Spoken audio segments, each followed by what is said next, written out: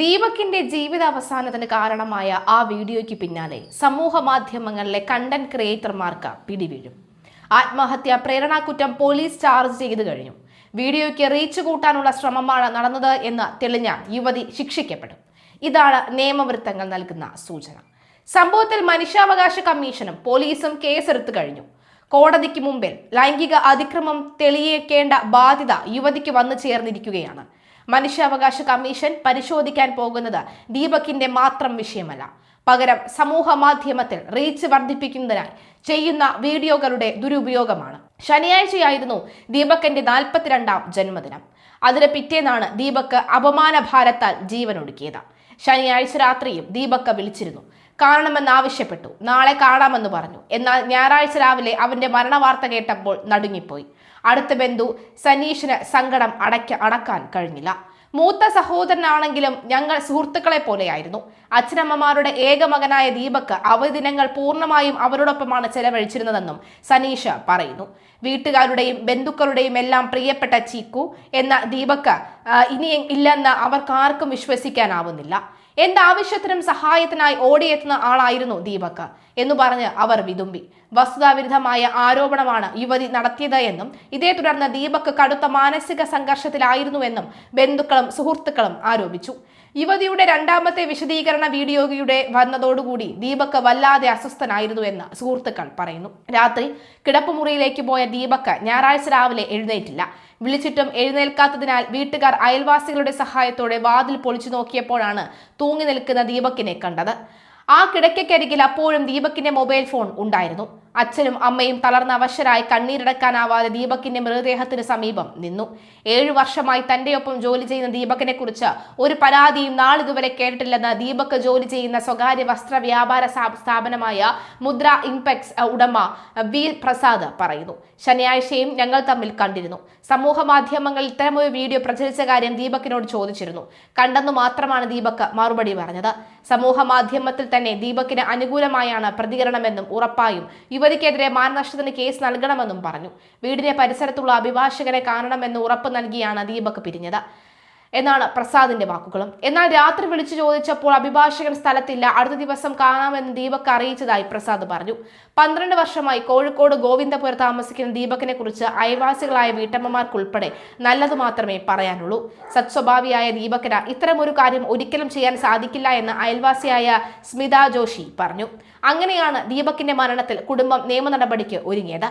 തെറ്റായ ആരോപണമാണ് യുവതി ഉയർത്തിയത് എന്നും ഇതോടെ ദീപക് വലിയ മാനസിക സംഘർഷത്തിലായിരുന്നുവെന്നും ബന്ധുക്കൾ പറയുന്നു. ദീപക് നീതി കിട്ടാനായി ഏതറ്റം വരെ പോകുമെന്നും ബന്ധുക്കൾ സുഹൃത്തുക്കളും പറഞ്ഞു. ഉണ്ണാട്ടുതൊടി ജോയിയുടെയും കന്യകയുടെയും ഏക മകനാണ് ദീപക്. കോഴിക്കോട് ഈസ്റ്റ് ഹില്ലിലെ സ്വകാര്യ വസ്ത്ര സ്ഥാപനത്തിലാണ് സെയിൽസ് എക്സിക്യൂട്ടീവായി ദീപക് ജോലി ചെയ്യുന്നത്. വെള്ളിയാഴ്ച ജോലി ആവശ്യത്തിനായി ദീപക് കണ്ണൂർ പയ്യന്നൂരിലേക്ക് ട്രെയിനിൽ നിന്ന് ഇറങ്ങി ബസ്സിൽ പോകുന്നതിനിടയിലാണ് തന്റെ ശരീരത്തിൽ ദുരുദ്ദേശത്തോടുകൂടി സ്പർശിച്ചതായി ആരോപിച്ച് അരീക്കോട് സ്വദേശിയായ യുവതി വീഡിയോ പകർത്തിയത്. തൊട്ടു പിന്നാലെ സംഭവത്തിന്റെ വിശദീകരണവും വിലയിരുത്തലുമായി ശനിയാഴ്ചയും യുവതി മറ്റൊരു വീഡിയോ പുറത്തുവിട്ടിരുന്നു. ഇതോടെയാണ് ദീപക് മാനസിക സംഘർഷത്തിൽ ആയതെന്നാണ് വിവരം. വർഷങ്ങളായി ദീപകിനെ അറിയാമെന്നും വസ്തുതാവിരുദ്ധമായ ആരോപണമാണ് യുവതി തുടർച്ചയായി നടത്തിയത് എന്നുമാണ് ബന്ധുക്കളും സുഹൃത്തുക്കളും ദീപക് ജോലി ചെയ്തുവന്ന വസ്ത്ര സ്ഥാപനത്തിലെ ഉടമയും പറയുന്നത്. ദീപകിന്റെ അപ്രതീക്ഷിത വിയോഗത്തിൽ വിങ്ങിപ്പൊട്ടുകയാണ് വീടും നാടും. ഒന്നിനും പോകാത്തവനാ അതാണ് ഇങ്ങനെ കേട്ടപ്പോ അവൻ അത്ര സഹിക്കാൻ പറ്റാത്തതെന്ന് ദീപകിന്റെ അച്ഛൻ പ്രതികരിച്ചു. മകൻ ഒരിക്കലും അങ്ങനെ ഒരു തെറ്റ് ചെയ്യില്ലെന്നും കണ്ണൂരിൽ പോയി വന്ന ശേഷം ദീപക് വലിയ പ്രയാസത്തിലായിരുന്നുവെന്നും അച്ഛൻ പറയുന്നു. എന്തു പറ്റിയെന്ന് അമ്മ ചോദിച്ചപ്പോൾ ഒന്നുമില്ലെന്ന് പറഞ്ഞു. സമൂഹ മാധ്യമങ്ങളിലെ പ്രചാരണത്തെക്കുറിച്ച് തങ്ങൾ അറിഞ്ഞില്ല എന്നും അച്ഛൻ പറയുന്നു. എന്റെ കുട്ടിക്ക് സംഭവിച്ചതുപോലെ മറ്റൊരാൾക്ക് സംഭവിക്കരുതെന്നും അച്ഛൻ പറയുന്നു. പിന്നീടാണ് സംഭവത്തെക്കുറിച്ച് അറിഞ്ഞതെന്നും അച്ഛന്റെ വാക്കുകളിൽ നിന്ന് വ്യക്തം.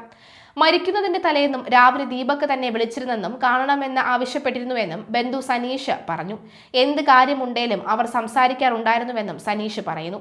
ഞായറാഴ്ച ദീപകിനെ നേരിട്ട് കാണാനിരുന്നതാണെന്നും സനീഷ് വ്യക്തമാക്കി. ഇങ്ങനെയൊരു സംഭവമായിരുന്നു എന്ന് താൻ അറിഞ്ഞില്ലെന്നും സനീഷ് പറയുന്നു. വീഡിയോ പുറത്തു വന്നതിന് പിന്നാലെ മാനനഷ്ടത്തിന് കേസ് കൊടുക്കുന്ന കാര്യവും ദീപക് ആലോചിച്ചിരുന്നു. അറിയിച്ചിരുന്നു. വക്കീലിനെ സമീപിക്കുമെന്നും കുടുംബം വ്യക്തമാക്കുന്നു. സമൂഹത്തെ സ്വാധീനിക്കുന്നത് നവമാധ്യമങ്ങളിൽ അറിയപ്പെടുന്ന സാമൂഹിക മാധ്യമങ്ങൾ വഹിച്ച പങ്ക് വളരെ വലുതാണ്.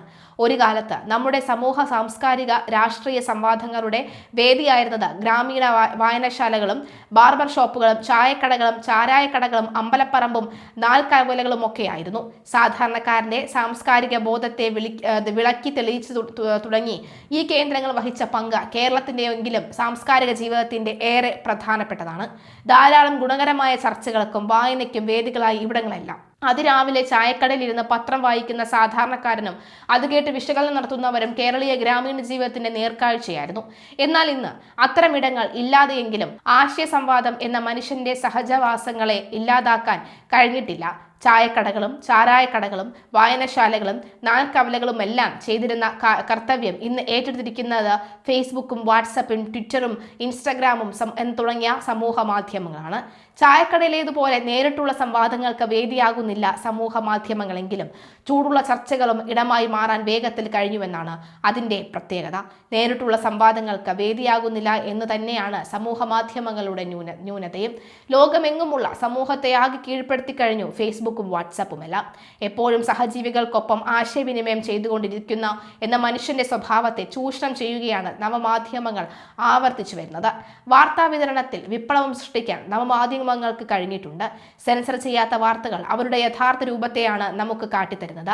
പത്രങ്ങളും TV ചാനലുകളും എഡിറ്റ് ചെയ്ത വാർത്തകൾ അവർക്ക് രസിക്കുന്ന തരത്തിൽ നമുക്ക് മുന്നിൽ എത്തിക്കുമ്പോൾ സമൂഹ മാധ്യമങ്ങൾ വാർത്തകളുടെ നേർക്കാഴ്ചകളുമായാണ് സമൂഹത്തെ സ്വാധീനിക്കുന്നത്. ഇത്രത്തോളം പ്രചാരണം ഫേസ്ബുക്കിനുമെല്ലാം വേഗത്തിൽ ലഭിക്കാനുള്ള കാരണവും മറ്റൊന്നുമല്ല. എഡിറ്റ് ചെയ്ത വാർത്തകളുടെ വ്യാപനവും അതേക്കുറിച്ചുള്ള സംവാദവുമാണ് ചായക്കടയിലെ വായനയിലൂടെ സാധ്യമായതെങ്കിൽ വാർത്തകളുടെ സംഭവങ്ങളുടെ യഥാർത്ഥ രൂപമാണ് സമൂഹ മാധ്യമങ്ങളിൽ വിതരണം ചെയ്യപ്പെടുന്നത്.